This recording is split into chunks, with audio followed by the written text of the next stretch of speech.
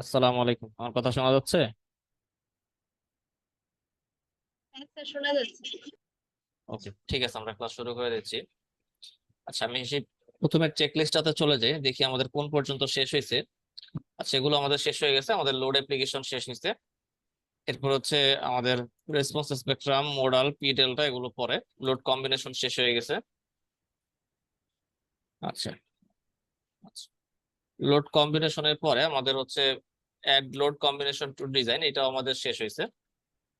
আচ্ছা, আমি একবার চেক করে দেখি add load combination to design আমাদের হয়েছে কিনা। হ্যাঁ, আমাদের লোড কম্বিনেশন টু ডিজাইন হয়ে গেছে। আচ্ছা, মেশ অ্যাসাইন করা এটা কি হয়েছে আমাদের? মেশ অ্যাসাইন করা হয়েছে? জি না স্যার। আচ্ছা, ঠিক আছে, তাহলে এখন হচ্ছে আমাদের লোড কম্বিনেশন পর্যন্ত হয়েছে। লোড কম্বিনেশন শেষ হয়ে যাওয়ার পরে আমরা হচ্ছে টোটাল এলিমেন্ট গুলোকে আমরা মেশ করে নিব।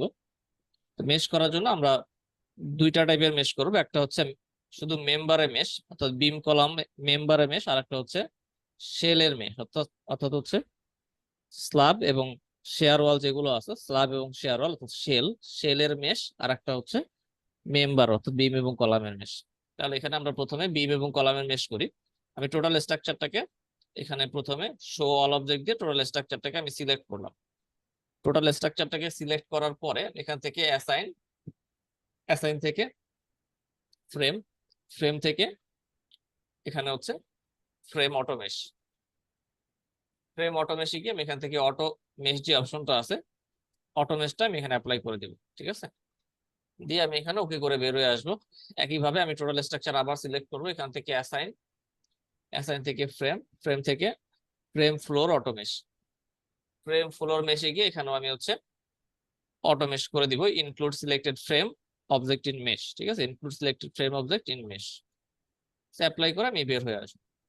এটা গেল আমাদের মেম্বারের মেশ। এরপর হচ্ছে আমাদের শেলের মেশ।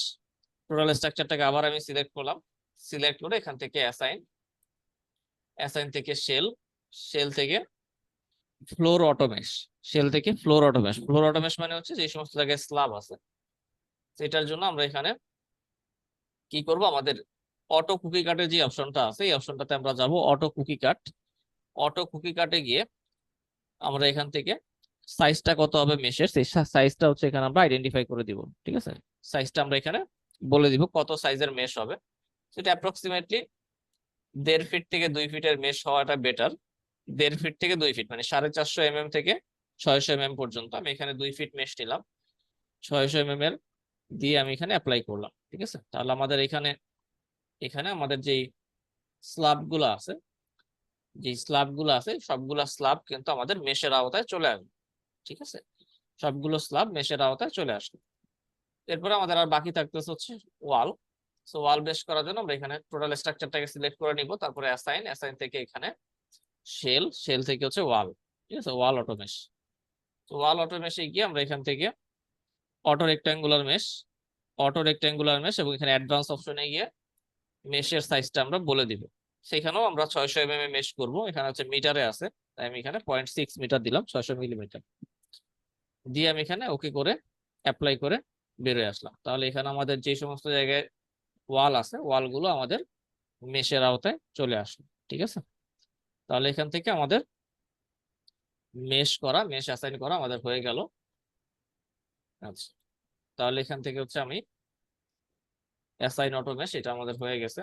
আচ্ছা, তারপরে আমাদের আরেকটা কাজ আছে, সেটা হচ্ছে set load case to run, set load case to run. তাহলে এখান থেকে আমি অ্যানালাইজে যাব, অ্যানালাইজ থেকে set load case to run, analyse থেকে set load case to run. এই set load case to run এই অপশনে গিয়ে, এই অপশনে গিয়ে আমাকে যেটা করতে হবে সেটা হচ্ছে এখানে একটা অ্যাডিশনাল একটা অপশন থাকে, সেটা হচ্ছে diaphragm centre of rigidity calculation, calculate diaphragm centre of rigidity. এটা বাই ডিফল্ট চেক করা থাকে না, টিক চিহ্ন দেওয়া থাকে না, এটাকে আমাদের টিক চিহ্ন দিয়ে দিতে হবে। ঠিক আছে, এটাকে আমাদের টিক চিহ্ন দিয়ে দিতে হবে, কারণ এটা যদি আমরা টিক চিহ্ন না দেই, এটা যদি আমরা টিক চিহ্ন না দেই, চেক মার্ক না দেই, তাহলে কি হবে, তাহলে আমাদের যখন আমরা পরবর্তীতে বিভিন্ন সার্ভিসিবিলিটি চেক করব তখন আমাদের ডায়াফ্রামের সেন্টার অফ রিজিডিটি ক্যালকুলেশন করা লাগবে, সেই ভ্যালুটা আমরা পাবো না। ঠিক আছে, সেই টেবিলটা বা সেই ভ্যালুটা আমরা পাবো না। এই কারণে আমরা এখানে অ্যানালাইসিস করার আগেই আমরা এইখানের চেক মার্কটা টিক চিহ্নটা দিয়ে দিব, দিয়ে আমি এখানে ওকে করে বেরোয় আসলাম। ওকে, সেটা আমাদের হয়ে গেল। তাহলে এখানে আমাদের বাকি থাকতেছে কি, check design info. Design info check করব আমরা এবং মডেল চেক করব। ডিজাইন ইনফো চেক করব এবং মডেল চেক করব, একসাথেই করি দুইটা আমরা। তো ডিজাইন ইনফো চেক করার জন্য আমি এখানে টোটাল স্ট্রাকচারটাকে সিলেক্ট করলাম। টোটাল টোটাল স্ট্রাকচারটাকে আমি সিলেক্ট করলাম। টোটাল স্ট্রাকচারটা সিলেক্ট করে এখান থেকে ডিজাইন, ডিজাইন থেকে concrete frame design preference, design থেকে কনক্রিট ফ্রেম ডিজাইন প্রেফারেন্স। প্রেফারেন্সে গেলে এখানে হচ্ছে আমরা প্রথমে যে সমস্ত বিষয়গুলো দেখবো সেটা হচ্ছে আমাদের ডিজাইন কোড ঠিক আছে কিনা, ডিজাইন কোড ঠিক আছে কিনা। সেখানে আমাদের ডিজাইন কোড ঠিক আছে, ACA 31808। এরপরে এর বাহিরে আমাদের আরো বেশ কিছু জিনিস আমরা চাইলে দেখতে পারি, যেমন হচ্ছে এর মধ্যে একটা দেখার বিষয়, সেটা হচ্ছে সিসমিক ডিজাইন ক্যাটাগরি। স্ট্রাকচারের স্ট্রাকচারের সিসমিক ডিজাইন ক্যাটাগরি, ঠিক আছে। তো আমাদের স্ট্রাকচারে যখন আমরা সিসমিক অ্যানালাইসিস করছি তখন আমরা একটা টেবিল দেখছিলাম বিএনবিসি তে, সিসমিক ডিজাইন ক্যাটাগরি, 3টা ক্যাটাগরি থাকে, BCD। তাহলে আমাদের এখানে কোন ক্যাটাগরির স্ট্রাকচার ছিল, আমাদের স্ট্রাকচারটা কোন ক্যাটাগরির স্ট্রাকচার ছিল? সিসমিক ডিজাইন ক্যাটাগরি কোনটা ছিল আমাদের স্ট্রাকচারের জন্য? D D C C D category ছিল। আচ্ছা, আমি আরেকবার একটু আপনাদের মনে করায় দিই। বি ক্যাটাগরি যেটা, বি ক্যাটাগরিটাকে জেনারেলি সাধারণত বেশিরভাগ ক্ষেত্রে দেখা যায় এটা হচ্ছে অর্ডিনারি মোমেন্ট রেজিস্টিং ফ্রেম, ঠিক আছে, ordinary moment resisting frame. C category যেটা সেটা হচ্ছে ইন্টারমিডিয়েট মোমেন্ট রেজিস্টিং ফ্রেম, আর ডি ক্যাটাগরিটা স্পেশাল মোমেন্ট রেজিস্টিং ফ্রেম। আমাদের এই স্ট্রাকচারটা কোন ক্যাটাগরির মধ্যে পড়ছিল? আমাদের স্ট্রাকচারটা কোন ক্যাটাগরির মধ্যে পড়ছিল? আচ্ছা, স্পেশাল আপনারা রেগুলার প্র্যাকটিস করেন না মনে হয়। আচ্ছা, ক্লাস যখন আমাদের ক্লাসের ম্যাক্সিমাম ক্লাসের মাঝে তো 2-3 দিন করে গ্যাপ থাকে, একটু প্র্যাকটিস করে নেবেন, তাহলে পরবর্তী ক্লাসের বিষয়গুলো ধরতে সুবিধা হবে। না হলে দেখা যাবে যে পরের ক্লাসে যেই বিষয়গুলো আমি ডিসকাস করতেছি আপনারা হয়তো অনেকেই বুঝতে পারবেন না, যে কারণ প্রত্যেকটা ক্লাসের সাথে একটা ক্লাসের সাথে আরেকটা ক্লাসের একটা লিঙ্ক থাকে, ধারাবাহিকতা থাকে। তো এগুলো একটু আপনারা নিজেরা যখন আমাদের ক্লাসগুলো বন্ধ থাকে, 2-3 দিন করে বন্ধ থাকে, তখন এগুলো একটু নিজেরা প্র্যাকটিস করে নেবেন, ঠিক আছে। তো আমাদের স্ট্রাকচারটা ছিল সিসমিক ডিজাইন ক্যাটাগরি সি, ঠিক আছে, সিসমিক ডিজাইন ক্যাটাগরি সি। কখন ক্যাটাগরি সি হয় এই বিষয়গুলো নিয়ে আমরা তখন ডিটেল ডিসকাস করছি, কখন সি হবে কখন ডি হবে, কোন জোনে কি হবে, এগুলো নিয়ে আমরা ডিটেল ডিসকাস করছি, ওগুলোতে আমি আর এখন যাব না। তো আমাদের সিসমিক ডিজাইন ক্যাটাগরি হচ্ছে সি। তাহলে এখান থেকে আমরা সিসমিক ডিজাইন ক্যাটাগরিটা চেঞ্জ করে সি দিয়ে দিব, ঠিক আছে, সিসমিক ডিজাইন ক্যাটাগরি চেঞ্জ করে সি দিয়ে দিব, আর বাদ বাকি আমাদের তেমন কিছু চেঞ্জ করা লাগবে না। আমি এখানে ওকে করে বেরোয় আসলাম। আচ্ছা, এরপর আবার আমি এখানে ডিজাইন থেকে কনক্রিট ফ্রেম ডিজাইন প্রেফারেন্সটা আমি অলরেডি চেক করছি, এখন আমি ওভাররাইটটা চেক করব। ওভাররাইট, ওভাররাইটে গিয়ে আমাকে কি চেক করতে হবে, সেটা হচ্ছে ফ্রেমিং টাইপ। ওভাররাইটে গিয়ে আমাকে চেক করতে হবে ফ্রেমিং টাইপ। সো আমাদের যেহেতু আমাদের স্ট্রাকচারটা হচ্ছে সি ক্যাটাগরি, মানে আমাদের ইন্টারমিডিয়েট মোমেন্ট রেজিস্টিং ফ্রেম, সেখান থেকে আমরা কি করব, এখান থেকে আমরা আমাদের ফ্রেমিং টাইপটা চেঞ্জ করে ইন্টারমিডিয়েট দিয়ে দিব, ফ্রেমিং টাইপটা চেঞ্জ করে ইন্টারমিডিয়েট দিয়ে দিব, দিয়ে আমরা এখান থেকে ওকে করে বের হয়ে আসবো। আচ্ছা, তারপর দেখি আমাদের আর কি আছে। প্রেফারেন্স চেক করলাম, ওভাররাইট চেক করলাম, কম্বিনেশন আমরা আগেই চেক করছি, আর এখান থেকে আমাদের আর তেমন কিছু চেক করার নাই। ওকে, এইটুকু চেক করলেই হবে আমাদের। আচ্ছা, তারপরে এখান থেকে আমাদের ফ্রেম ডিজাইন রিলেটেড আর তেমন কিছুই নাই। তো এই বিষয়গুলো আমাদের চেক করে নিতে হবে, প্রেফারেন্স এবং ওভাররাইট, ঠিক আছে, প্রেফারেন্স এবং ওভাররাইট এবং ডিজাইন ইনফো যা আছে, কোড যেগুলো আছে, এগুলো আমাদের চেক করে নিতে হবে। আমাদের চেকের কাজ শেষ হয়ে গেলে এখন হচ্ছে আমরা কি করব, এখন আমরা টোটাল স্ট্রাকচারে ফাইনাল অ্যানালাইসিস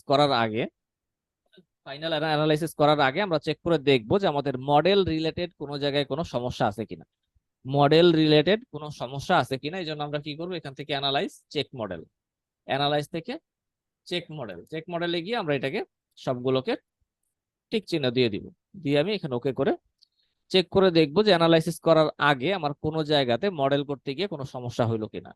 আপনারা যারা প্রথম দিকে কাজ করতেছেন, আপনাদের ক্ষেত্রে একটা পরামর্শ থাকবে, যদি কারো ক্ষেত্রে মডেল রিলেটেড কোনো এরর আসে বা ওয়ার্নিং আসে, আপনারা হচ্ছে টোটাল মডেলটা ফেলে দিয়ে, টোটাল মডেলটা বাদ দিয়ে আপনি এটাকে আবার শুরু থেকে মডেল করা শুরু করবেন। ঠিক আছে, কারণ এটাকে সলভ করা যায়, সলভ করা কোনো বিষয় না, কিন্তু আপনি যেহেতু প্রথম থেকে শিখতেছেন আপনাকে একটা নির্ভুল মডেল করা শিখতে হবে।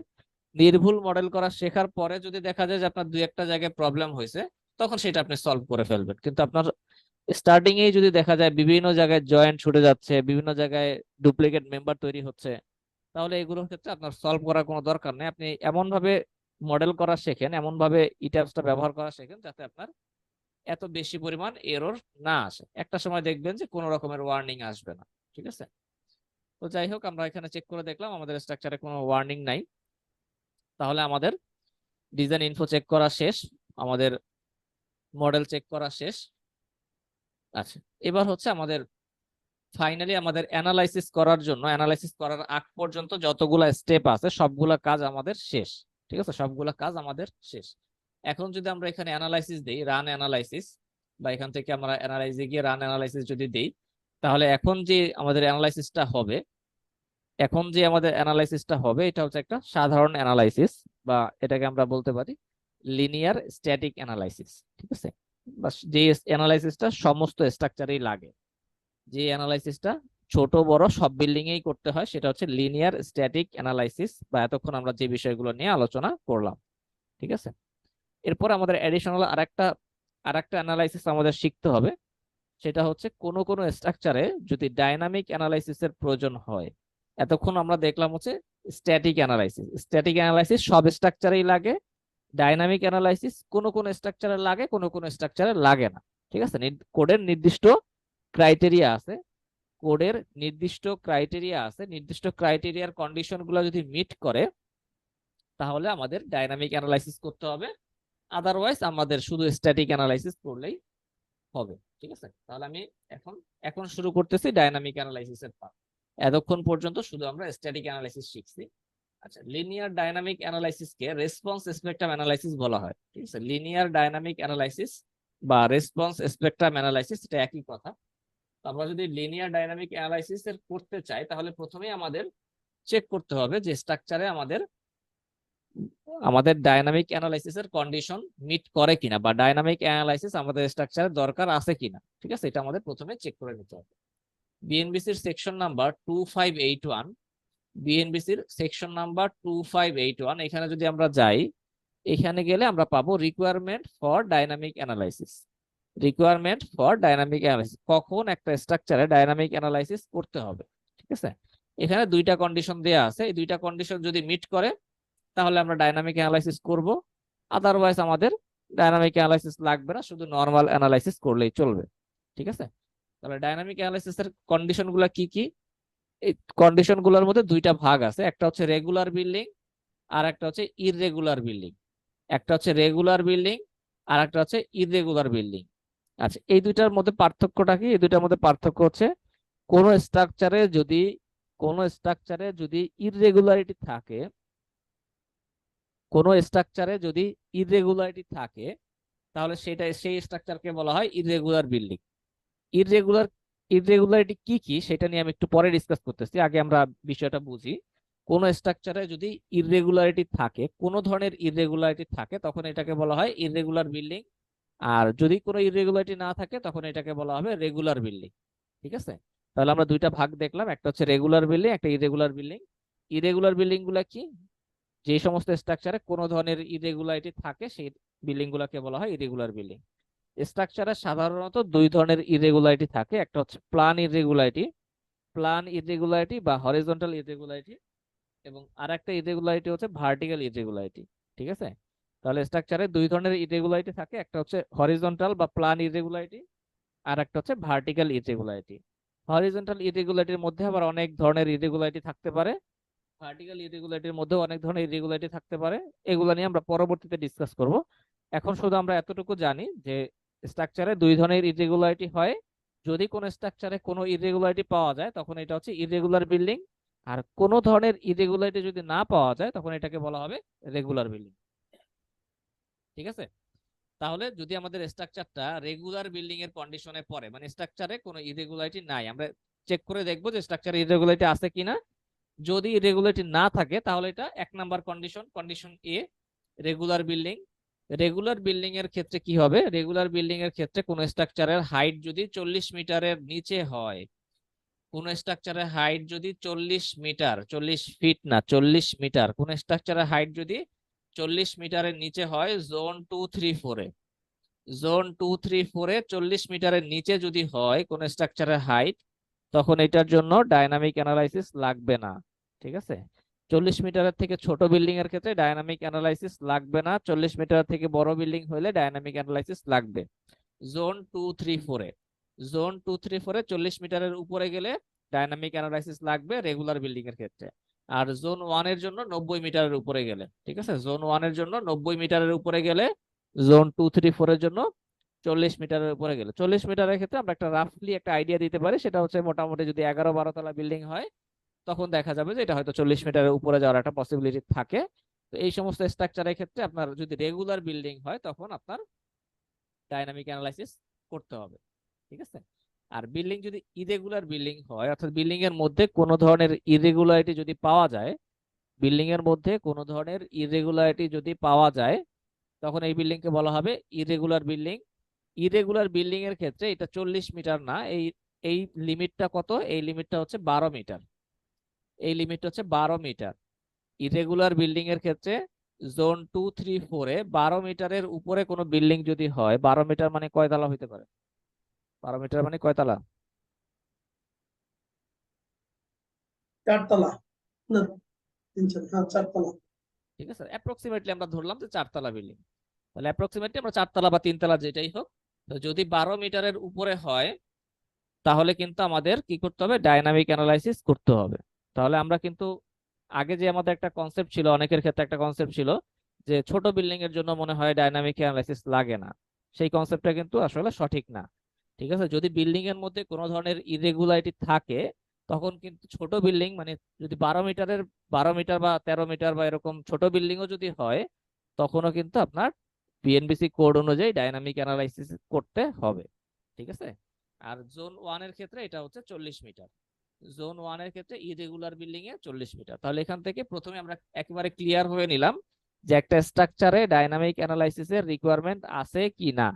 আমরা প্রথমে দেখবো যে কোনো ইররেগুলারিটি আছে কিনা স্ট্রাকচারে। যদি ইররেগুলারিটি থাকে তাহলে এই কন্ডিশনে আমরা দেখবো যে 12 মিটারের উপরে আছে কিনা, তাহলে আমাদের ডাইনামিক অ্যানালাইসিস লাগবে। আর যদি ইররেগুলারিটি না থাকে কোনো ধরনের, তাহলে আমরা রেগুলার বিল্ডিং এর ক্ষেত্রে আমরা দেখবো যেটা 40 মিটারের উপরে কিনা। যদি 40 মিটারের উপরে হয় তখন আমরা ডাইনামিক অ্যানালাইসিস করব। ঠিক আছে, তো আমাদের এই স্ট্রাকচারের ক্ষেত্রে আমরা যেহেতু হচ্ছে একটা সিরিয়ালি ধারাবাহিকতা রক্ষা করে আমরা হচ্ছে ইয়েটা কোর্সটা করতেছি, আমরা অ্যানালাইসিস এর পার্টটা আগে করতেছি, আমরা এই কারণে আমরা হচ্ছে এই রেগুলার ইরেগুলার চেকটা আমরা পরে দেখাবো। ঠিক আছে, রেগুলার ইরেগুলার চেকগুলো আমরা পরে দেখাবো, যেহেতু আমরা হচ্ছে অ্যানালাইসিসটা একবারে শেষ করতেছি, স্ট্যাটিক অ্যানালাইসিস এর পরে আমরা ডাইনামিক অ্যানালাইসিস করতেছি। এই কারণে আমরা ধরে নিলাম, আমরা শুধু শিখতেছি, শেখার সাথে আমরা ধরে নিলাম যে আমাদের স্ট্রাকচারটা হচ্ছে ইরেগুলার বিল্ডিং। ইরেগুলার বিল্ডিং এর ক্ষেত্রে বা রেগুলার বিল্ডিং এর ক্ষেত্রে যেটাই হোক, রেগুলার হোক বা ইরেগুলার যেটাই হোক, আমরা হচ্ছে ডাইনামিক অ্যানালাইসিসটা শিখবো। এই কারণে ডাইনামিক অ্যানালাইসিসটা আমরা এখন করব। তো আমি আরেকটু জিনিস দেখাই দিই এখানে, যে এখানে ইরেগুলারিটির মধ্যে কি কি জিনিস আছে সেটা আমি একটু সংক্ষেপে দেখাই দিই, এগুলো নিয়ে আমরা পরে ডিসকাস করব। এখানে BNBC table number 614, BNBC table number 614, এখানে গেলে আমরা হচ্ছে ভার্টিক্যাল ইরেগুলারিটি পাবো, এবং এখানে টেবিল নাম্বার 615, এখানে গেলে হরিজন্টাল ইরেগুলারিটি গুলো পাবো। এখানে বেশ কয়েকটা টাইপ আছে, soft story, mass irregularity, geometrical irregularity, এরকম বিভিন্ন জিনিস আছে, torsional irregularity, reentrant corner, বিভিন্ন জিনিস আছে। তো এই জিনিসগুলো যদি এই ধরনের কোনো ইরেগুলারিটি থাকে তখন এই স্ট্রাকচারটাকে বলা হবে ইরেগুলার স্ট্রাকচার। ঠিক আছে, এখানে যে ইরেগুলারিটি গুলো বলা আছে, এরকম কোনো ইরেগুলারিটি যদি স্ট্রাকচার থাকে তখন এটা হবে ইরেগুলার বিল্ডিং, আর যদি না থাকে তাহলে হবে রেগুলার বিল্ডিং। ঠিক আছে, তো আমরা ধরে নিলাম যে আমাদের যেই বিল্ডিংই হোক, রেগুলার ইরেগুলার যেটাই হোক, আমাদের এই স্ট্রাকচারের জন্য ডাইনামিক অ্যানালাইসিস আমরা করব। ডাইনামিক অ্যানালাইসিস যদি আমরা করতে চাই তাহলে আমরা এটা শুরুটা কিভাবে করব? ডাইনামিক অ্যানালাইসিস বা রেসপন্স স্পেকট্রাম অ্যানালাইসিস যদি আমরা করতে চাই তাহলে এটা শুরুটা করতে হবে আমাদের মোডাল অ্যানালাইসিস দিয়ে। ঠিক আছে, ডাইনামিক অ্যানালাইসিসের শুরুটা হবে মোডাল অ্যানালাইসিস দিয়ে। মোডাল অ্যানালাইসিস বিষয়টা কি আমি ডিসকাস করি। মোডাল অ্যানালাইসিস বিষয়টা হলো, এতক্ষণ পর্যন্ত আমরা যে অ্যানালাইসিসটা দেখলাম সেটা হচ্ছে স্ট্যাটিক অ্যানালাইসিস। এতক্ষণ পর্যন্ত আমরা যে অ্যানালাইসিস দেখলাম সেটা হচ্ছে স্ট্যাটিক অ্যানালাইসিস। স্ট্যাটিক অ্যানালাইসিসের ক্ষেত্রে যেটা করা হয় সেটা হচ্ছে কি, সেটা হচ্ছে একটা স্ট্রাকচারের আইডিয়াল কন্ডিশন বা আইডিয়াল বিহেভিয়ারটা কেমন হতে পারে। একটা স্ট্রাকচারের আইডিয়াল বিহেভিয়ার হচ্ছে, ধরেন আপনার লোড আসলে হচ্ছে, আমরা এর আগে দেখছি যে ম্যাক্সিমাম লোড হচ্ছে হাইট বাড়ার সাথে সাথে লোডও বাড়তে থাকে, ল্যাটারাল ফোর্স বাড়তে থাকে হাইট বাড়ার সাথে সাথে, তাহলে ম্যাক্সিমাম লোডটা আমরা ধরতে পারি হচ্ছে টপে, ম্যাক্সিমাম ফোর্স বা ম্যাক্সিমাম লোড হচ্ছে টপে। তাহলে লোড যদি এরকম হয় তাহলে এটার ডিফ্লেকশনটা কেমন হবে, ডিফ্লেকশনটা এমন হবে, ঠিক আছে, অর্থাৎ ম্যাক্সিমাম ডিফ্লেকশন হবে এখানে। সেটা হচ্ছে একটা স্ট্রাকচারের আইডিয়াল কন্ডিশন, এটা হচ্ছে একটা স্ট্রাকচারের আইডিয়াল কন্ডিশন। এই কন্ডিশনটাকে বলা হয় মোড নাম্বার 1। এই কন্ডিশনটাকে বলা হয় মোড নাম্বার 1। এই 1 নাম্বার মোডে একটা স্ট্রাকচারের রেসপন্স বা একটা স্ট্রাকচারের যেই বলা যায় যখন ল্যাটারাল ফোর্স কাজ করে বা একটা স্ট্রাকচারে যখন ফোর্স কাজ করে তখন স্ট্রাকচারের যে রেসপন্স পাওয়া যায় সেটা হচ্ছে ম্যাক্সিমাম পাওয়া যায় এই 1 নাম্বার মোডে। এই 1 নাম্বার মোডে একটা স্ট্রাকচারের জন্য ম্যাক্সিমাম রেসপন্স পাওয়া যায়। সেই কারণে যখন স্ট্যাটিক অ্যানালাইসিস করা হয় তখন এই একটা মোড ধরে, এই 1 নাম্বার মোড বা এই একটা মোড ধরে অ্যানালাইসিসটা করা হয়। এখানে মনে করেন আপনার একটা স্ট্রাকচারের জন্য মোটামুটি 95% রেসপন্স চলে আসলো, 90% বা 95% রেসপন্স চলে আসলো 1 নাম্বার মোডে। এটা হচ্ছে আমাদের স্ট্যাটিক অ্যানালাইসিসের ক্ষেত্রে এই একটা মোড ধরে অ্যানালাইসিস করা হয়। আর ডাইনামিক অ্যানালাইসিসের ক্ষেত্রে কি করা হয়, ডাইনামিক অ্যানালাইসিসের ক্ষেত্রে এই একটা মোডের পাশাপাশি, এই 1 নাম্বার মোডের পাশাপাশি আরো কিছু মোড কনসিডার করা হয়। যেমন একটা স্ট্রাকচারে লোড, যেহেতু ডাইনামিক ফোর্স, একেবারে স্ট্রাকচারের টপে ম্যাক্সিমাম লোড নাও আসতে পারে। হয়তো একটা স্ট্রাকচারে ম্যাক্সিমাম লোড আসলো মনে করেন এই জায়গায়, একটা স্ট্রাকচারে ম্যাক্সিমাম লোড আসলো এই জায়গায়, তাহলে এটা ডিফ্লেকশন ফেজটা কিন্তু চেঞ্জ হয়ে যাবে। এটার ডিফ্লেকশন ফেজটা কিন্তু আর 1 নাম্বারের মতো থাকলো না, এরকম থাকলো না, এটা হয়তো এরকম সামহাউ এরকম চেঞ্জ হয়ে গেল। এরপরে হয়তো দেখা গেল এটার লোডটা এখানে আসলো, এটা ম্যাক্সিমাম লোড আসলো হয়তো এখানে, তাহলে এটার জন্য কিন্তু এটার একটা আলাদা একটা মোড চলে আসবে, ঠিক আছে। সেরকম অসংখ্য মোড আসতে পারে একটা স্ট্রাকচারের ক্ষেত্রে। যখন আমরা ডায়নামিক অ্যানালাইসিস করব এটার বিভিন্ন রকমের মোড আসতে পারে, বিভিন্ন লোডের রেসপেক্টে বিভিন্ন রকমের মোড আসতে পারে।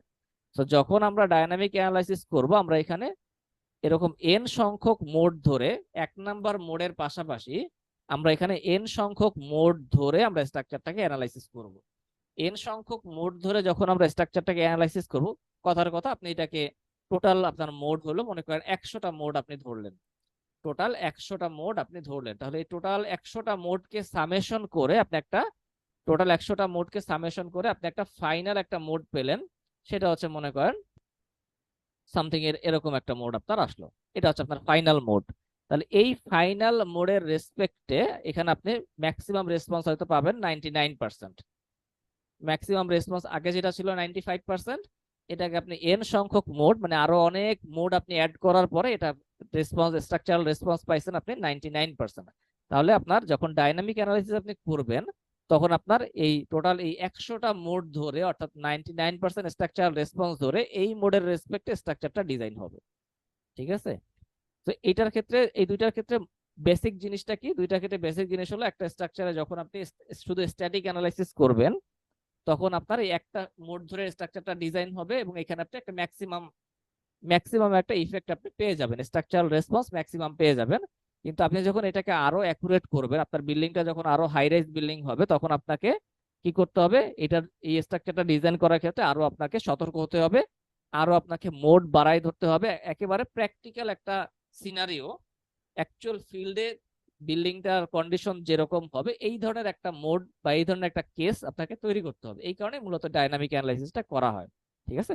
এই কারণে ডাইনামিক অ্যানালাইসিসটা করে আমাদের এরকম এন সংখ্যক মোড ধরে স্ট্রাকচারের একটা প্র্যাকটিক্যাল পিকচার বের করা হয় এবং এই প্র্যাকটিক্যাল সিনারিও রেসপেক্টে স্ট্রাকচারটাকে ডিজাইন করা হয়। এটাই মূলত হচ্ছে ডাইনামিক অ্যানালাইসিস বা রেসপন্স স্পেকট্রাম অ্যানালাইসিস। তো রেসপন্স স্পেকট্রাম অ্যানালাইসিসের শুরুতে আমরা যে এন সংখ্যক মোড ধরে যে অ্যানালাইসিসটা করি এই অ্যানালাইসিসটাকে বলা হয় মোডাল অ্যানালাইসিস। এই অ্যানালাইসিসটাকে বলা হয় মোডাল অ্যানালাইসিস, ঠিক আছে। যেহেতু এখানে অনেক মোড ধরে অ্যানালাইসিস করা হয় এই কারণে এটাকে বলা হয় মোডাল অ্যানালাইসিস, ঠিক আছে। তাহলে এখানে আমরা যে মোড ধরবো, কতগুলা মোড ধরবো এটা তো আমরা 10টা মোডও ধরতে পারি, 50টা মোডও ধরতে পারি, 100টা মোডও ধরতে পারি। কতগুলা মোড আমরা ধরবো সেটা কিন্তু বিএনবিসি কোডে বা এএসসি কোডে কিন্তু এটাকে ফিক্স করে বলা আছে যে কতগুলা মোড আমরা ধরবো। সেটা সেকশন নাম্বার হচ্ছে বিএনবিসি 2592, সেকশন নাম্বার হচ্ছে 2592। এখানে গেলে আমরা পাবো number of modes. Number of modes, কতগুলা মোড আমরা ধরবো রেসপন্স স্পেকট্রাম অ্যানালাইসিসে। রেসপন্স স্পেকট্রাম অ্যানালাইসিসে আমরা কতগুলা মোড ধরবো। আমরা এই পরিমাণ মোড ধরবো, আমরা এই পরিমাণ মোড ধরবো, কতগুলা ধরবো সেটা ফিক্স কোনো ভ্যালু না। এই পরিমাণ মোড আমাদের ধরতে হবে যাতে একটা স্ট্রাকচারের অ্যাটলিস্ট 90% রেসপন্স পাওয়া যায়। একটা স্ট্রাকচারের অ্যাটলিস্ট 90% রেসপন্স যাতে পাওয়া যায়, এই পরিমাণ মোড আমাদের ধরতে হবে। এখন আপনি হয়তো 10টা মোড ধরে দেখলেন, একবার ট্রায়াল দিলেন, 10টা মোড ধরে ট্রায়াল দিয়ে দেখলেন যে এটা আপনার 80% পর্যন্ত রেসপন্স পাওয়া যাচ্ছে। তাহলে আপনি কি করবেন, মোড বাড়াইতে হবে। আপনি 20টা ধরলেন, 30টা ধরলেন, 30টা ধরে আপনি দেখলেন যে এখন 90% পাওয়া যাচ্ছে, তাহলে আপনি 30টা মোড ধরে অ্যানালাইসিস করবেন। আপনি 30টা মোড ধরে দেখলেন যে না, 90% পাওয়া যাচ্ছে না, 90%-এর কম পাওয়া যাচ্ছে, তাহলে আপনাকে আরো মোড বাড়াইতে হবে। ঠিক আছে, তাহলে মোড কয়টা ধরবেন এটা কিন্তু কোনো ফিক্স না। ওই পর্যন্ত আপনাকে মোড নিতে হবে যেই পর্যন্ত একটা স্ট্রাকচারের অ্যাটলিস্ট 90% রেসপন্স পাওয়া যায়। ঠিক আছে, তাহলে আমরা প্রথমে মোডাল অ্যানালাইসিসটা করি।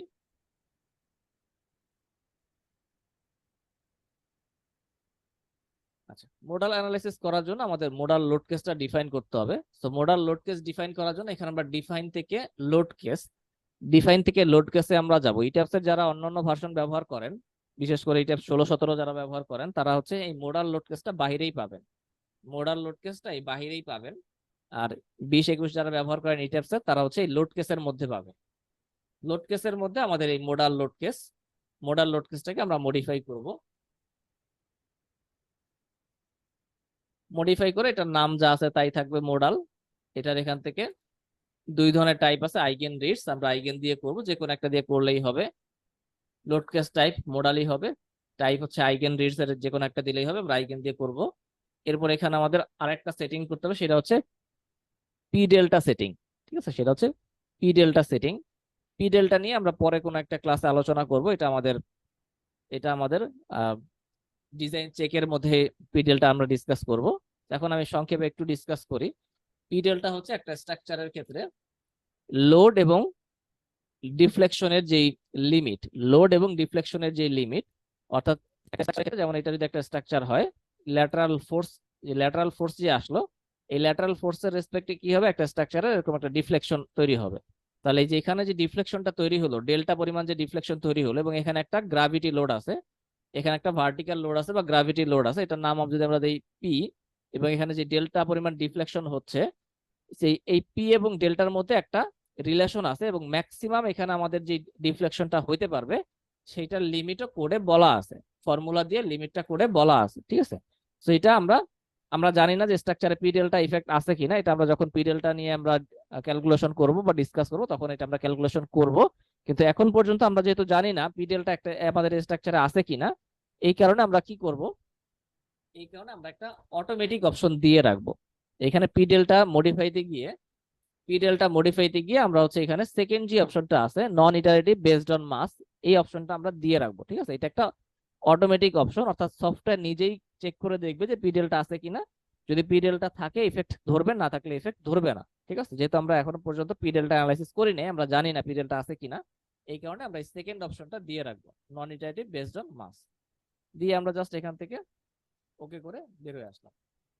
এরপর আমাদের এখানে কি কি করতে হবে দেখেন, আমাদের নাম্বার অফ মোড, এখানে আমাদের কয়টা মোড দিয়ে আমরা প্রথম ট্রায়ালটা দিব, কয়টা মোড দিয়ে আমরা প্রথম ট্রায়ালটা দিব সেটা আমাদের এখানে দিতে হবে।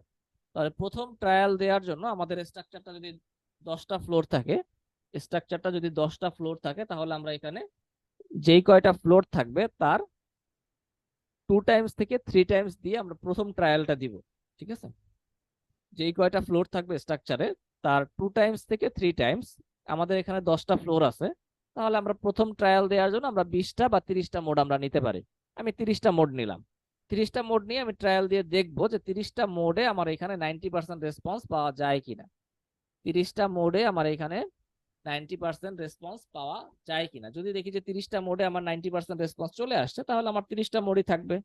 যদি দেখি যে 90% কম আসছে, তাহলে আমাকে কি করতে হবে, আরো মোড নিতে হবে। সেক্ষেত্রে আমার হয়তো 30টার জায়গায় আমি 40টা নিলাম, 50টা নিলাম। এখন এক্ষেত্রে হয়তো আমাদের মনে হতে পারে যে আমরা প্রথমে কম সংখ্যক মোড দিয়ে আমরা কেন ট্রায়াল দিব, আমরা প্রথমে 200টা মোড নেই, তাহলে তো আমরা পাবো। 200টা মোড যদি আপনি নেন, 100টা মোড যদি আপনি নেন, অর্থাৎ অধিক সংখ্যক মোড যদি আপনি নেন, তাহলে স্ট্রাকচারাল অ্যানালাইসিস করতে আপনার এত সময় লাগবে, আপনার হয়তো সফটওয়্যারটা হ্যাং করতে পারে, ক্র্যাশ করতে পারে, বন্ধ হয়ে যেতে পারে। যত মোড আপনি বেশি নেবেন, তত স্ট্রাকচারটা ওই মোডের রেসপেক্টে ডিজাইন হবে, ওই মোডটা চেক করবে। যত বেশি মোড নেবেন, স্ট্রাকচারটা তত, সফটওয়্যারটা তত বেশি সময় ধরে অ্যানালাইসিস করবে, এবং হয়তো একটা সময় দেখা যাবে যে এটা সফটওয়্যার ক্র্যাশও করতে পারে। ঠিক আছে, তো আমাদের অহেতুক তো এত সংখ্যক মোড নেওয়ার কোনো দরকার নেই, আমাদের অপটিমাম সংখ্যক মোড নিতে হবে, যেই মোডে আমরা 90% রেসপন্স পাবো। সেই ক্ষেত্রে আমরা মোটামুটি 30টা মোড নিয়ে আমরা একটা ট্রায়াল দিব। ট্রায়াল দিয়ে আমরা দেখবো যে কতটুকু পরিমাণ আমরা রেসপন্স পাই। ঠিক আছে, তাহলে এখানে আমরা 30টা মোড দিলাম, আর এখানে আমাদের বাদ বাকি ডিফল্ট অপশন যা আছে তাই থাকবে, এগুলো আমাদের চেঞ্জ করা লাগবে না। তাহলে এখান থেকে আমাদের টাইপ যেটা আছে, 1 নাম্বার টাইপ আইগেন, এটাই থাকবে। পিডিএলটা আমরা অটো করে দিলাম, আর এখান থেকে ট্রায়াল দেওয়ার জন্য আমরা 30টা মোড নিলাম। ঠিক আছে, ট্রায়াল দেওয়ার জন্য আমরা এখানে 30টা মোড নিয়ে আমি এখানে ওকে করে বেরিয়ে আসলাম। ফাইলটাকে আমি সেভ করে ফেললাম। সেই পর্যন্ত আমার মোডাল অ্যানালাইসিস করার জন্য আমার কিন্তু স্ট্রাকচারটা রেডি হয়ে আছে। মোডাল অ্যানালাইসিস করার জন্য আমার স্ট্রাকচারটা রেডি আছে। তাহলে এখন যদি আমি অ্যানালাইসিস দেই এবং অ্যানালাইসিস দিয়ে আমি যদি টেস্ট করি যে আমার 30টা মোডে আমার 90% রেসপন্স আছে কিনা, তাহলে আমার এটা মোডাল অ্যানালাইসিস শেষ হয়ে যাবে। তো এই অ্যানালাইসিসের পার্টটা আমি একটু পরে করতেছি, কারণ আমাদের রেসপন্স স্পেকট্রাম অ্যানালাইসিসের আরো কিছু বিষয় আছে। সেই পর্যন্ত আমাদের মোডাল অ্যানালাইসিসের প্রথম পার্টটা গেল। এরপরে আমাদের রেসপন্স স্পেকট্রাম অ্যানালাইসিস করতে গেলে আমাদের প্রথম যেটা লাগবে, সেটা হচ্ছে আমাদের এখানে রেসপন্স স্পেকট্রামের ফাংশন ডিফাইন করতে হবে। রেসপন্স স্পেকট্রাম জিনিসটা কি? এটা কিন্তু one type of earth acceleration, বা আমরা এটাকে বলতে পারি যে সিসমিক লোডের মতো আর কি, সিসমিক লোড বা সিসমিক এক্সিলারেশনের মতো একটা জিনিস। তো এটা হচ্ছে আমরা কি করবো, প্রথমে ডিফাইন থেকে রেসপন্স স্পেকট্রামের ফাংশনটাকে ডিফাইন করব। ঠিক আছে, ডিফাইন থেকে ফাংশন, রেসপন্স স্পেকট্রাম ফাংশনটাকে আমরা এখানে ডিফাইন করবো। তাহলে আমরা যখন সিসমিক লোড অ্যাপ্লাই করছি, আর্থকোয়েক লোড যখন আমরা অ্যাপ্লাই করছি, তখন আমরা কোড ছিল কি 705 এসি 705। তাহলে এখান থেকে আমি সেই আগের কোডটা এসি 705টা সিলেক্ট করে দিব। AC 705 add new function, AC 705 add new function. তাহলে এখান থেকে আমাকে এসি 705 অনুযায়ী, মানে বিএনবিসি অনুযায়ী আমাকে এখানে একটা ফাংশনের নাম দিতে হবে। আমি এটাকে ফাংশন দিলাম,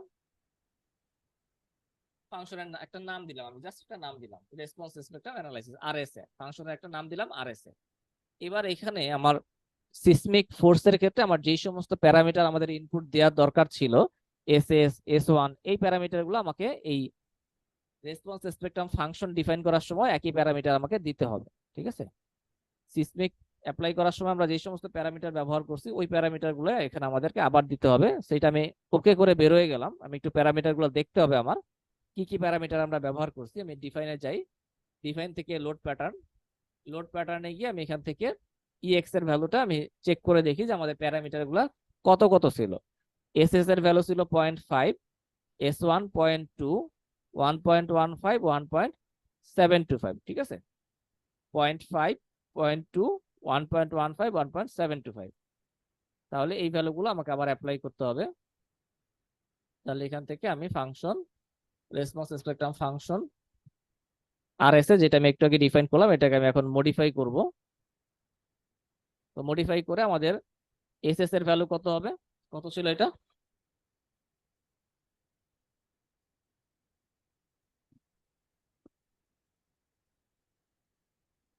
আচ্ছা, এফ এর ভ্যালু কত ছিল?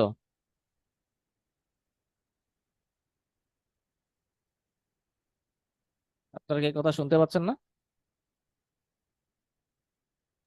জি, শুনতে পাচ্ছি। স্লো হয়ে যাচ্ছে সেজন্য।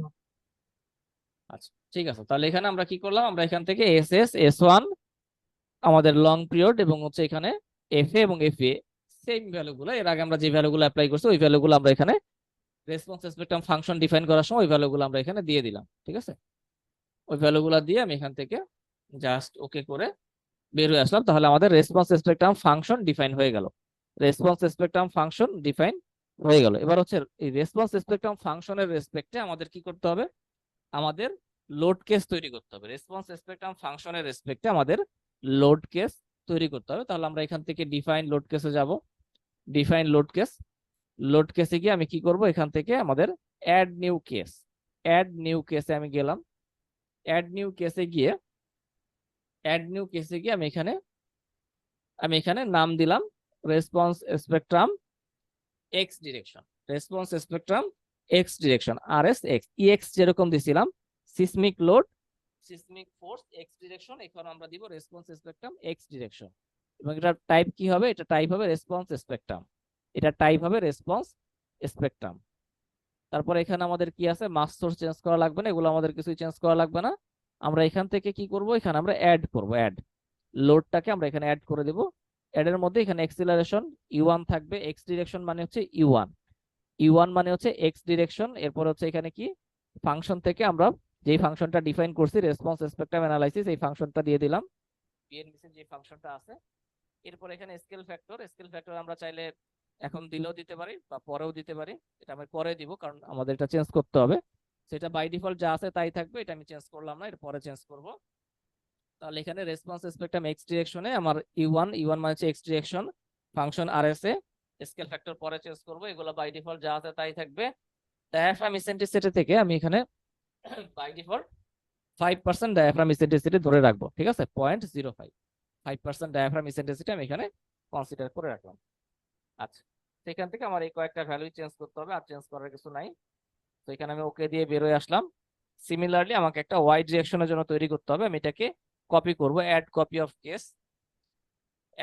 অফ কেস করে এখান থেকে আমি এটার নাম দিলাম হচ্ছে RSY, ওয়াই ডিরেকশনের এটা হবে U2 মানে হচ্ছে ওয়াই ডিরেকশন, ঠিক আছে, U2 মানে হচ্ছে ওয়াই ডিরেকশন। এরপরে বাদ বাকি আমাদের আর চেঞ্জ করার কিছু নাই, এগুলো আমাদের যা আছে তাই, আমাদের শুধু ডিরেকশনটা আমরা চেঞ্জ করে দিলাম। সো ওকে, এখানে আমাদের ওয়াই রেসপন্স স্পেকট্রাম U2, ওকে ঠিক আছে, এগুলো সবকিছু ঠিক আছে। তাহলে আমাদের এখানে রেসপন্স স্পেকট্রামের জন্য দুইটা আমরা লোড কেস তৈরি করলাম, ঠিক আছে। তাহলে লোড কেস তৈরি করে আমি এখানে ওকে করে ফাইলটাকে আমি সেভ করে দিলাম। তাহলে এখানে আমি কি করলাম দেখেন, প্রথমে আমি মোডাল অ্যানালাইসিস করলাম, মোডাল অ্যানালাইসিস করার পরে আমি রেসপন্স স্পেকট্রাম অ্যানালাইসিস করার জন্য একটা ফাংশন ডিফাইন করলাম এবং এটার রেসপেক্টে দুইটা লোড কেস আমি ডিফাইন করলাম। এবার আমি অ্যানালাইসিস দিব।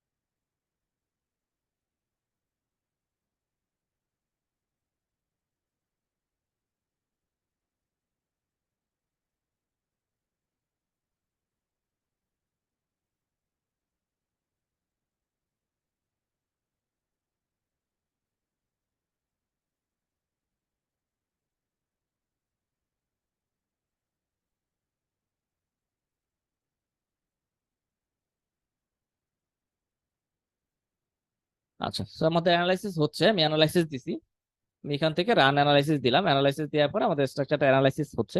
অ্যানালাইসিস হওয়ার পরে আমরা যেটা করব, প্রথমে আমরা চেক করে দেখব যে আমাদের মোডাল অ্যানালাইসিস বা নাম্বার অফ মোড আমাদের অ্যাডিকুয়েট আছে কিনা। আমরা যে 30টা মোড নিছি, এই 30টা মোড দিয়ে অ্যানালাইসিস করলে আমাদের চলবে কিনা সেটা হচ্ছে আমাদের প্রথমে চেক করে নিতে হবে।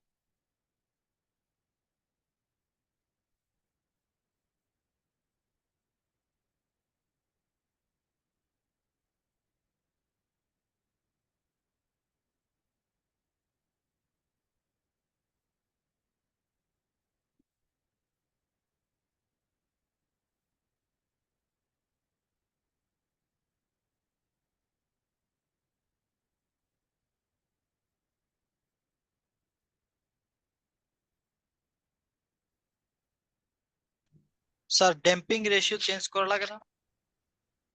বুঝি নাই কি? স্যার ড্যাম্পিং রেশিও আর ড্যাম্পিং কিছু চেঞ্জ করা লাগবে না, বাই ডিফল্ট যেটা আছে ওইটা থাকলে চলবে।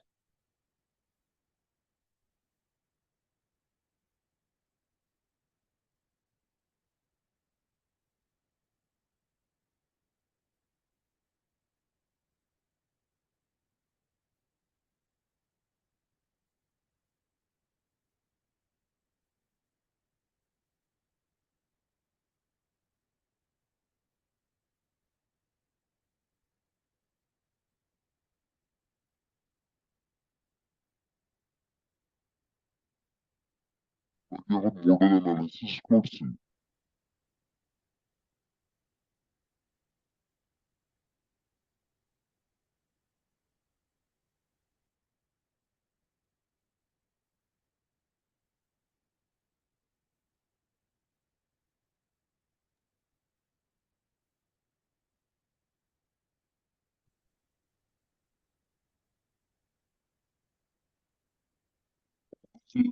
চেষ্টা করছি এখন। আচ্ছা, অ্যানালাইসিস হয়ে যাওয়ার পরে আমাদের অ্যানালাইসিস হয়ে গেছে। অ্যানালাইসিস হয়ে যাওয়ার পরে আমরা প্রথমে চেক করব আমাদের নাম্বার অফ মোড ঠিক আছে কিনা। তো নাম্বার অফ মোড ঠিক আছে কিনা এটার জন্য আমাদের মোডাল মাস পার্টিসিপেটিং রেশিওটা দেখতে হবে। সেই কারণে আমরা এখানে ডিসপ্লে থেকে শো টেবিলে যাব। ডিসপ্লে থেকে শো টেবিল, ডিসপ্লে থেকে শো টেবিলে যাওয়ার পরে আমরা এখান থেকে মোডাল মাস পার্টিসিপেটিং রেশিও, এই টেবিলটা আপনি, আপনার যদি এই ট্যাবস এর অন্য কোনো ভার্সন হয় আপনি কিন্তু এখানে খুঁজে দেখতে হবে যে এই টেবিলটা কোথায় আছে। এই ট্যাবস এর 16-17 ভার্সনের সাথে 20-21 ভার্সনে কিছু পার্থক্য আছে। এক একটা টেবিল এক এক জায়গায় আছে। আপনাকে যদি যারা হচ্ছে বিশেষ করে 16-17 ব্যবহার করেন আপনারা একটু খুঁজে দেখবেন যে এই টেবিলটা কোথায় আছে। ঠিক আছে, সেখান থেকে আমরা এখান থেকে হচ্ছে মোডাল পার্টিসিপেটিং মাস রেশিও, ঠিক আছে, মোডাল পার্টিসিপেটিং মাস রেশিও এই অপশনটাতে আমরা যাবো।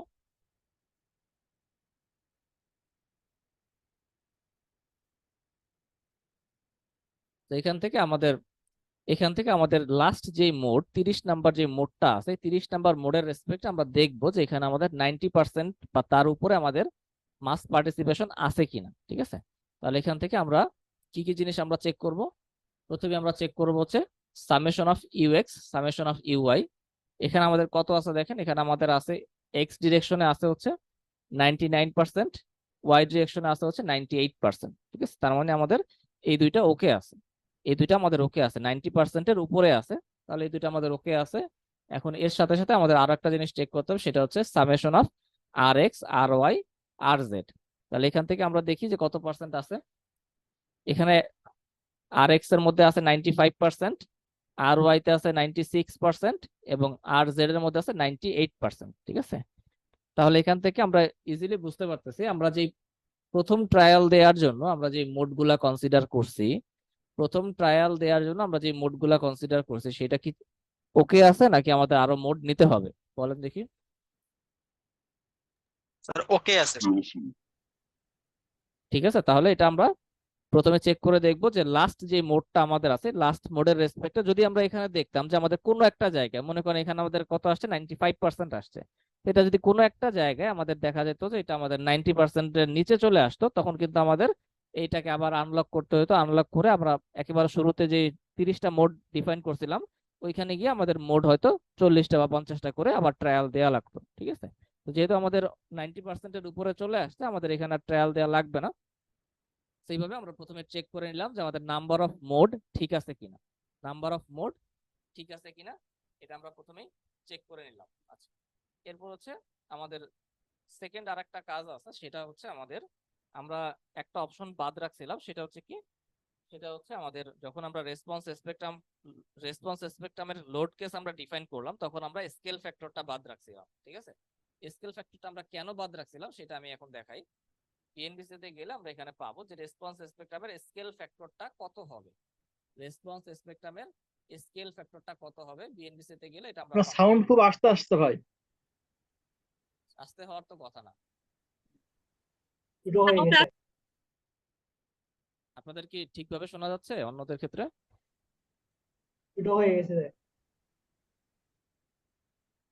আচ্ছা ঠিক আছে, সেখানে আমাদের রেসপন্স স্পেকট্রামের ক্ষেত্রে আমাদের যে স্কেল ফ্যাক্টরটাকে মডিফাই করতে হবে, এটাকে কিভাবে আমরা মডিফাই করব সেটা হচ্ছে আমরা মডিফাইয়ের ক্ষেত্রে যেটা করব সেটা হচ্ছে আমাদের যে ইকুইভ্যালেন্ট স্ট্যাটিক ফোর্স যেটা আছে, অর্থাৎ আমাদের যে নরমাল সিসমিক ফোর্স যেটা আছে, নরমাল সিসমিক ফোর্স যেটা আছে, এই নরমাল সিসমিক ফোর্স এবং আমাদের রেসপন্স স্পেকট্রাম সিসমিক ফোর্স এই দুইটার মধ্যে অ্যাটলিস্ট 85% সিমিলারিটি থাকতে হবে। ঠিক আছে, আমাদের নরমাল স্ট্যাটিক সিসমিক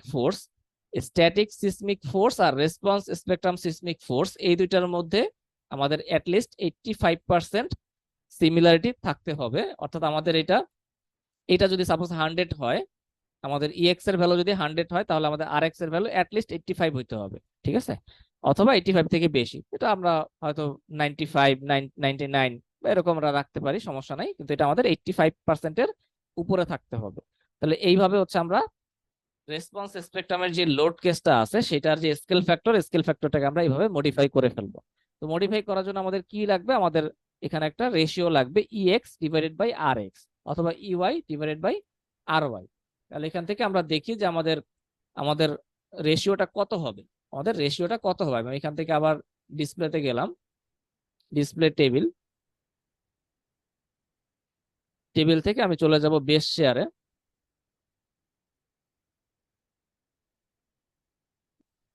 আচ্ছা, এখান থেকে যে বেস রিঅ্যাকশনে গেলেই হবে। বেস রিঅ্যাকশনের টেবিলটা আমি ওপেন করলাম, এটা আমি অফ করে দিই। বেস রিঅ্যাকশনের এই টেবিলটা আমি ওপেন করব।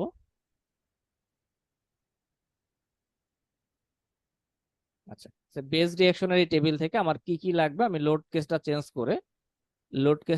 করে আমি এখানে শুধু আমি স্ট্যাটিক সিসমিক ফোর্স এবং ডাইনামিক সিসমিক ফোর্স এই দুইটা রাখলাম, ঠিক আছে। এখান থেকে স্ট্যাটিক সিসমিক ফোর্স ইএক্স ইওয়াই এবং এখান থেকে আর এক্স আর ওয়াই এই দুইটা রেখে আমি এখানে অ্যাপ্লাই করে দিলাম। তাহলে দেখেন আমার কত কত ভ্যালু আসতেছে।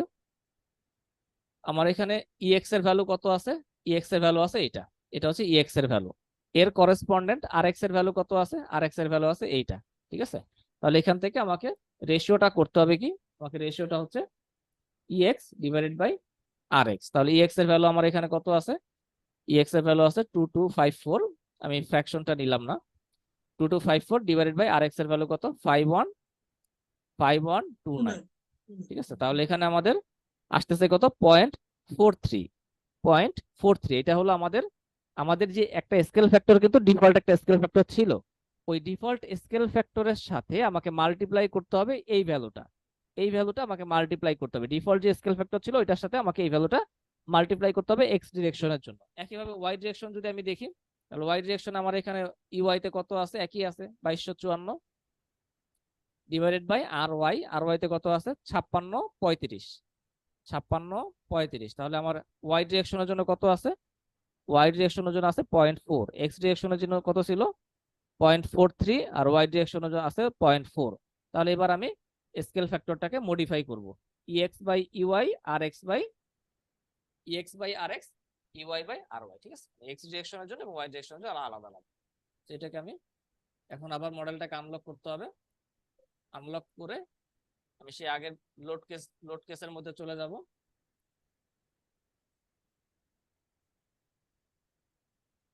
লোড কেসে কি আমার আর এক্স এর ভ্যালুটাকে আমি মডিফাই করলাম,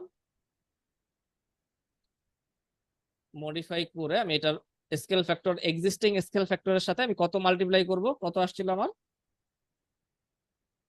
কত আসছিল 0.43 0.45 0.4 এক্স ডিরেকশনে আর 0.4, ঠিক আছে, এক্স ডিরেকশনে 0.43, তো সেটাকে আমি এক্সিস্টিং যেটা আছে সেটার সাথে আমি মাল্টিপ্লাই করে দিলাম। তাহলে আমার ফাইনাল স্কেল ফ্যাক্টর দাঁড়ালো এইটা, ঠিক আছে, ফাইনাল স্কেল ফ্যাক্টর হচ্ছে এইটা। আমি জাস্ট এখান থেকে ওকে করে বের হয়ে আসলাম। একইভাবে ওয়াই ডিরেকশনে গিয়ে আমি ওয়াই ডিরেকশনটাকে মডিফাই করব। তো ওয়াই ডিরেকশনে আমার আসছিল কত, রেশিওটা আসছিল 0.4, আমি এক্সিস্টিং যেটা আছে এটার সাথে 0.4 দিয়ে মাল্টিপ্লাই করে দিলাম। তাহলে এটা হচ্ছে আমার ফাইনাল স্কেল ফ্যাক্টর, ঠিক আছে। আমি ওকে করে বের হয়ে আসলাম। এবার আমি আবার অ্যানালাইসিস দিব, আবার অ্যানালাইসিস দিয়ে আমাকে এটা চেক করে দেখতে হবে যে এখন আমার এটা 85%-এর উপরে আছে কিনা, দুইটার রেশিওটা 85%-এর উপরে আছে কিনা। আমি আবার অ্যানালাইসিস দিলাম।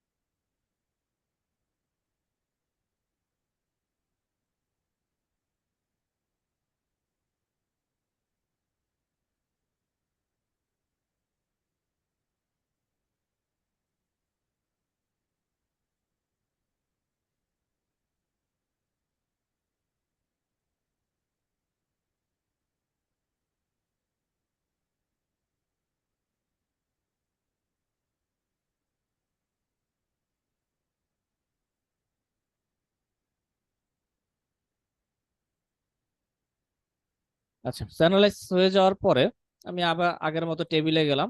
টেবিল থেকে আমি আগের টেবিলটা ওপেন করব। আগের টেবিলটা আমি ওপেন করলাম। এখানে আমাদের যে বেস রিঅ্যাকশনের টেবিলটা আছে, এখান থেকে হচ্ছে আমি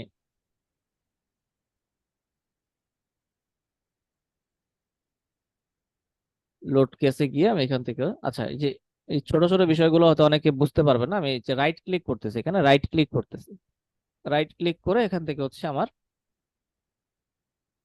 এই দুইটা আমি সিলেক্ট করলাম। এরপরে কিবোর্ডের কন্ট্রোল ধরে আমি হচ্ছে এই দুইটা সিলেক্ট করলাম, তাহলে আমার টোটাল 4টা সিলেক্ট হবে, এই দুইটা এবং এই দুইটা, ঠিক আছে। এরপর অ্যাপ্লাই মাল্টিপল আইটেম। আচ্ছা, এবার আমি চেক করে দেখি যে এখন আমার কতটুকু আছে। তাহলে এখানে হচ্ছে আমাদের আর ওয়াই তে কত আছে, আর ওয়াই তে আছে 2205, 2205, 2205 ডিভাইডেড বাই এক্স ডিরেকশনে কত আছে, আগের মতোই 2254। তাহলে এবার আমি যদি দেখি আমার কত আছে, 97%, ঠিক আছে। আমার ছিল অ্যাটলিস্ট 85% থাকতে হবে, সেইখানে আমার আছে 97%। তার মানে আমার এক্স ডিরেকশনের স্কেলিংটা হয়ে গেছে। একইভাবে আমি চেক করে দেখবো যে আমার ওয়াই ডিরেকশনে কত পার্সেন্ট আছে। ওয়াই ডিরেকশন আছে 2254, এটা আমাদের 100%, অলমোস্ট 100% চলে আসছে, বা 99% চলে আসছে। এটা দেখা এমনি দেখলেই বোঝা যায়। এখানে আছে 2254.25, এখানে আছে কত 2254.81। তার মানে এটা অলমোস্ট 99% বা 99% এর থেকে কিছু বেশিও হইতে পারে। তো এটা আমাদের আর করা লাগবে না, ঠিক আছে। তাহলে এখান থেকে আমরা ইজিলি বুঝতে পারলাম যে এখন আমাদের বেস শেয়ারের যে স্কেলিংটা, আমাদের স্ট্যাটিক ফোর্স এবং ডাইনামিক ফোর্স দুইটার স্কেলিংটা আমাদের কিন্তু এখন হয়ে গেছে, ঠিক আছে। স্কেলিং হয়ে যাওয়ার পরে আমাদের ডাইনামিক অ্যানালাইসিস বা রেসপন্স স্পেকট্রাম অ্যানালাইসিসের পার্ট শেষ, কিন্তু আমাদের ডিজাইনের পার্ট এখনো শেষ হয় নাই। আমাদের অ্যানালাইসিসের পার্ট শেষ, কিন্তু আমাদের ডিজাইনের পার্ট শেষ হয় না। এখন ডিজাইনের পার্ট কেন শেষ হয় নাই সেটা আমি বলি। আমরা যখন লোড কম্বিনেশন ডিফাইন করছি, লোড কম্বিনেশন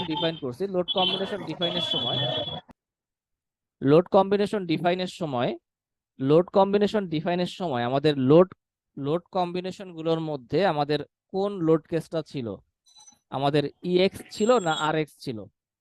লোড কম্বিনেশন করার সময় আমাদের লোড কম্বিনেশন গুলোর মধ্যে কি ছিল, ইএক্স ছিল না আর এক্স ছিল? EX ইএক্স ছিল, ঠিক আছে, ইএক্স বা ইওয়াই ছিল।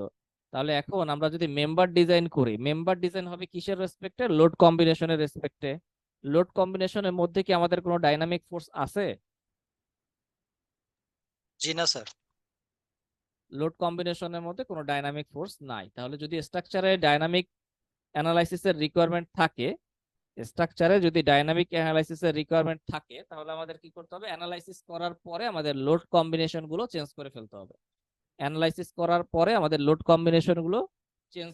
হবে। কিভাবে চেঞ্জ করতে হবে, আমাদের যে স্ট্যাটিক ফোর্সের যে সমস্ত কম্বিনেশন ছিল এগুলোকে আমাদের রিপ্লেস করতে হবে ডাইনামিক ফোর্স দিয়ে, ঠিক আছে। অর্থাৎ আমাদের এখানে আমরা লোড কম্বিনেশনের মধ্যে যদি যাই, লোড কম্বিনেশনে 16 থেকে আমাদের আর্থকোয়েক ফোর্সটা শুরু হয়েছে, 16 থেকে 31 পর্যন্ত। তাহলে আমরা 16 নাম্বার যে লোড কম্বিনেশনটা আছে এটাকে আমরা কিভাবে মডিফাই করব, যেই জায়গায় ইএক্স আছে এটাকে এই জায়গায় হবে আর এক্স, যেই জায়গায় ইওয়াই আছে এটা হবে কি আর ওয়াই, ঠিক আছে। সেইভাবে আমরা এক এক করে প্রত্যেকটা লোড কম্বিনেশন আমরা চেঞ্জ করে ফেলবো। রেসপন্স স্পেকট্রাম লোড কেস দিয়ে আমরা স্ট্যাটিক লোড কেসটাকে রিপ্লেস করে দিব। তারপরে যদি আমরা স্ট্রাকচার ডিজাইন দেই, তখন হচ্ছে আমাদের এটা ডাইনামিক অ্যানালাইসিসের রেসপেক্টে বা ডাইনামিক ফোর্সের রেসপেক্টে স্ট্রাকচারটা ডিজাইন হবে। এই পর্যন্ত আমাদের ডাইনামিক অ্যানালাইসিসের ক্লাস শেষ। কারো কোনো জিজ্ঞাসা থাকলে বলতে পারেন এখন।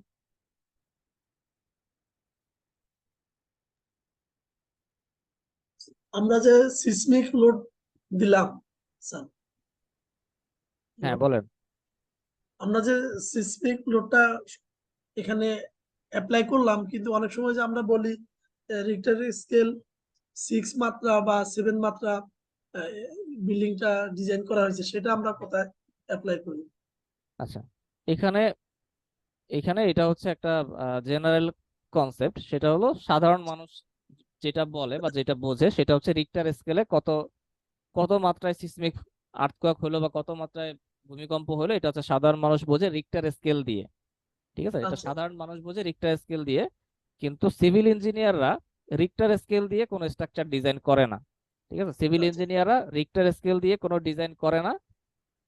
স্ট্রাকচারাল ইঞ্জিনিয়াররা বা সিভিল ইঞ্জিনিয়াররা স্ট্রাকচার ডিজাইন করে হচ্ছে স্ট্রাকচারাল রেসপন্সের বা যেটাকে আমরা বলতে পারি গ্রাউন্ড যেই রেসপন্স বা পিক গ্রাউন্ড অ্যাক্সিলারেশন, এইটার রেসপেক্টে হচ্ছে স্ট্রাকচারাল ইঞ্জিনিয়াররা স্ট্রাকচার ডিজাইন করে। এখন পিক গ্রাউন্ড অ্যাক্সিলারেশন বা সংক্ষেপে এটাকে পিজিএ বলা হয়। পিক গ্রাউন্ড অ্যাক্সিলারেশন বিষয়টা কি? এটা হচ্ছে একটা এলাকায় মনে করেন বিগত 100 বছর 200 বছর এরকম একটা সময়ে এরকম একটা সার্টেন পিরিয়ডে যেই পরিমাণ মেজর আর্থকোয়েক আসছে বা মেজর শক যেগুলো আসছে বা এই লোকেশনটা কোন জোনে অবস্থিত, কোথায় ফল্ট লাইন কেমন আছে, এই সমস্ত বিভিন্ন প্যারামিটারের উপর ডিপেন্ড করে একটা পিক গ্রাউন্ড অ্যাক্সিলারেশন কার্ভ তৈরি করা হয়, যেটা আমরা বিএনবিসি কোডে বা এসিআই কোডে বিভিন্ন কোডে আমরা দেখতে পাই। ওই যে কার্ভ তৈরি করা হয় বা স্ট্রাকচারাল রেসপন্স তৈরি করা হয় বা গ্রাউন্ড রেসপন্স তৈরি করা হয়, ওই রেসপন্সের রেসপেক্টে বিগত 100 বছর 200 বছর বা এরকম লং একটা টাইমের মধ্যে যে সমস্ত মেজর আর্থকোয়েক হয়, সেই সমস্ত আর্থকোয়েকে একটা গ্রাউন্ডে যেই পরিমাণ শক আসে ওইটার রেসপেক্টে হচ্ছে আমরা স্ট্রাকচারটাকে ডিজাইন করি বা কোড হচ্ছে এইভাবে আমাদেরকে গাইড করে। ঠিক আছে, সেই কারণে আমরা এক্স্যাক্টলি এই প্রশ্নের উত্তর এইভাবে দিতে পারবো না যে একটা স্ট্রাকচার ডিজাইন করলে সেটা কত মাত্রার ভূমিকম্প সহনীয় হবে, এটা এক্স্যাক্টলি আমরা এক কথায় এইভাবে উত্তর দিতে পারবো না বা এক্স্যাক্টলি কোনো ফিগারও আমরা উত্তর দিতে পারবো না। তো সেক্ষেত্রে আমরা যেটা বলতে পারি ক্লায়েন্টকে সেটা হচ্ছে যে আমরা অ্যাজ পার কোড অনুযায়ী আমাদেরকে যেভাবে গাইডলাইন দেয়া হয়েছে, এখন কোড অনুযায়ী কোড যদি এইভাবে মনে করে যে মনে করেন আপনার এলাকায় বা যে কোনো একটা এলাকায় ম্যাক্সিমাম আর্থকোয়েক আসতে পারে হয়তো 8 মাত্রার আর্থকোয়েক আসতে পারে, ম্যাক্সিমাম আর্থকোয়েক আসতে পারে 8 মাত্রার।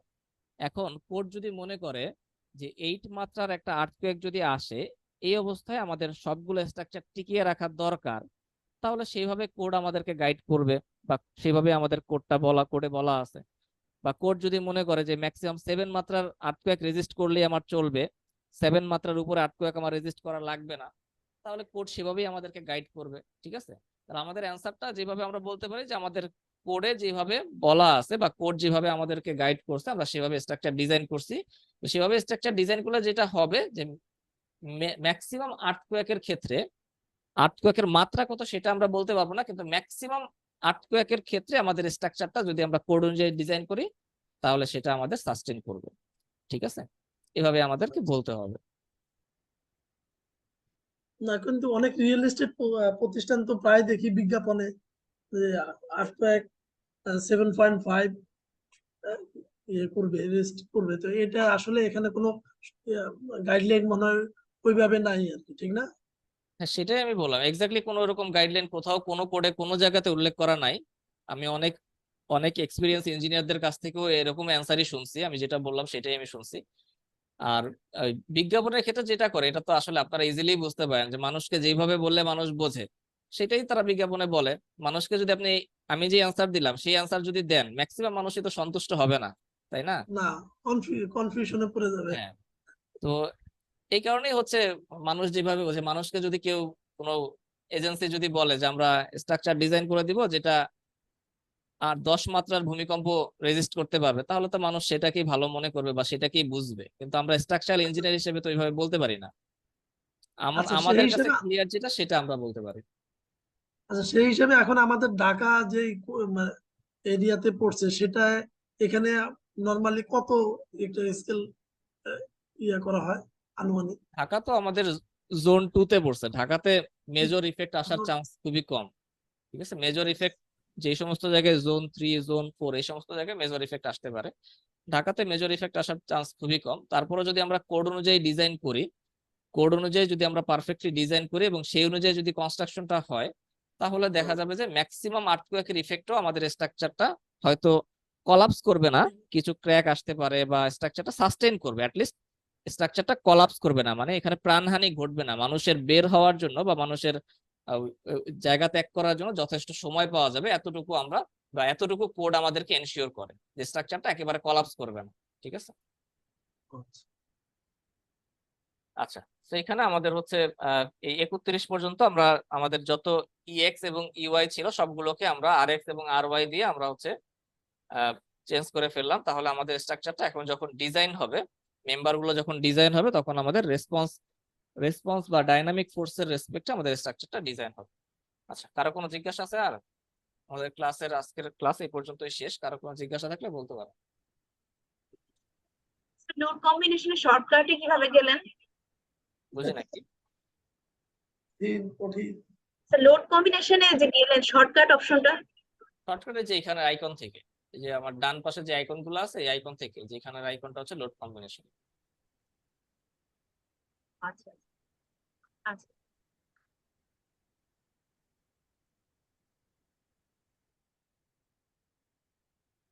আচ্ছা, আর কোনো জিজ্ঞাসা আছে কারো? তাহলে আমি ক্লাস শেষ করে দেবো এখানে। আচ্ছা ঠিক আছে, তাহলে আমাদের আজকের ক্লাস এখানেই থাকবে। আমাদের স্ট্যাটিক অ্যানালাইসিস শেষ, আমাদের ডাইনামিক অ্যানালাইসিস শেষ, অর্থাৎ আমাদের অ্যানালাইসিসের টোটাল পার্টটা শেষ। অ্যানালাইসিসের পার্ট শেষ হয়ে যাওয়ার পরে আমরা নেক্সট ক্লাস থেকে শুরু করব হচ্ছে সার্ভিসিবিলিটি চেক। নেক্সট ক্লাস থেকে আমরা শুরু করব সার্ভিসিবিলিটি চেক, তারপরে আমরা শুরু করব মেম্বার ডিজাইন, দেন আমরা ফাউন্ডেশন ডিজাইন করব। ঠিক আছে, আজকের ক্লাস এই পর্যন্তই। সামনের ক্লাসে আবার সবার সাথে কথা হবে। আসসালামু আলাইকুম। আসসালামু আলাইকুম স্যার।